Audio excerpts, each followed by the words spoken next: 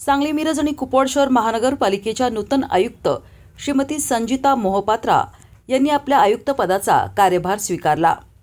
सकाळी 9 वाजता त्यांचे सांगलीत आगमन झाल्यानंतर 10 वाजता श्री गणपती मंदिरात जाऊन सांगलीचे आराध्य दैवत श्री गजाननाचे दर्शन घेतले।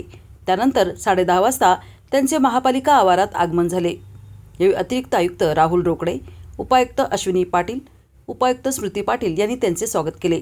त्यानंतर आयुक्त मोहपात्रा यांनी छत्रपती शिवाजी महाराज आणि डॉक्टर बाबासाहेब आंबेडकर यांच्या पुतळ्यास अभिवादन केले।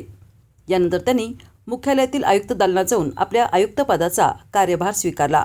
यावेळी त्यांना महाराष्ट्रीयन फेटा परिधान करण्यात आला। तसेच आमदार सुधीरदादा गाडगीळ यांनी संविधानाची प्रत देऊन त्यांचे स्वागत केले। त्याचबरोबर समाज कल्याण सभापती गीताताई पवार, नगरसेवक विष्णू माने, राष्ट्रवादी गटनेते युवराज गायकवाड, शहर अभियंता पृथ्वीराज चव्हाण, वैद्यकीय आरोग्य अधिकारी डॉक्टर सुचिता पवार, नगरसेवक दीपक वायदंडे, नगरसेविका योगिता राठोड, मीनाक्षी पाटील यांनीही त्यांचे स्वागत केले। महापालिका स्थापनेच्या इतिहासात पहिल्यांदाच आयुक्त म्हणून महिला अधिकारी म्हणून महापालिकेला मिळाले आहेत। श्रीमती मोहपात्रा या 2020च्या IAS महाराष्ट्र केडरच्या अधिकारी आहेत। अमरावती जिल्हा परिषदेमध्ये त्यांनी CEO म्हणून उत्कृष्ट कामही केले आहे। दरम्यान सांगली, मिरज, कुपवाड महापालिकेच्या जनतेच्या अपेक्षा पूर्ण करण्यासाठी मी माझ्या टीमसोबत जोमाने काम करेल असा विश्वास नूतन आयुक्त संजिता मोहपात्रा यांनी व्यक्त केला।